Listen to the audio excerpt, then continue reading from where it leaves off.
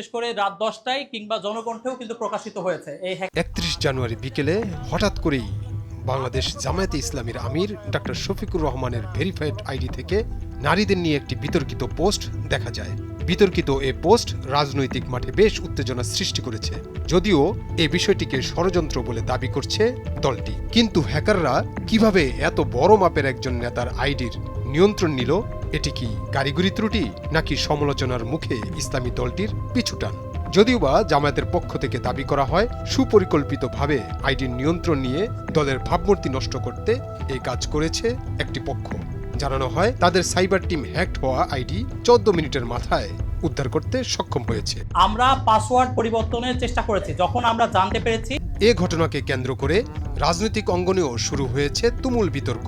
BNP নির্বাচন পরিচালনা কমিটির মুখপাত্র মাহাদি আমিন বেশ কিছু চাঞ্চল্যকর প্রশ্ন তুলে বলেন, নারীদের নিয়ে তিনি যে ধরনের ভাষা ও মানসিকতা উত্থাপন করেছেন তা কোনো সভ্য সমাজে গ্রহণযোগ্য হতে পারে না। এটা প্রকাশ্যই নারী বিদ্বেষী মনোভাবের বহিঃপ্রকাশ।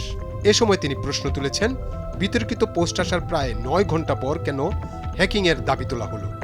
বিকেল 4:55 মাহাদি আমিনের মতে জামায়াতে আমিরের ফেসবুক সচল থাকলেও কেন তাৎক্ষণিকভাবে সেখানে বিষয়টি খোলাসা করা হলো না তা নিয়ে জনমনে সংশয় রয়ে গেছে।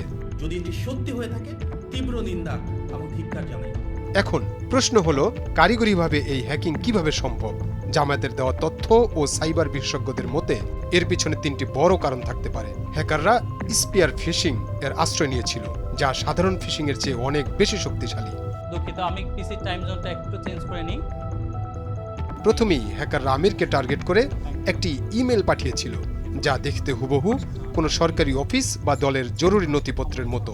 সেখানে থাকা একটি লিঙ্কে ক্লিক করার সঙ্গে সঙ্গেই তা হ্যাকারদের কাছে চলে যায়। মেলওয়্যার অ্যাটাক করতে গিয়ে জামায়াতের ইসলামীর আমির ডক্টর শফিকুর রহমানের কাছে এমন একটি নির্বাচন সংক্রান্ত নথি বা পিডিএফ ফাইল আকারে স্পাইওয়্যার ঢুকিয়ে দেওয়া হয়। ওই ফাইলটি ওপেন করার পরই ডিভাইসের নিয়ন্ত্রণ চলে যায় হ্যাকারদের হাতে। এরপরে শুরু হয় সেশন হাইজ্যাকিং।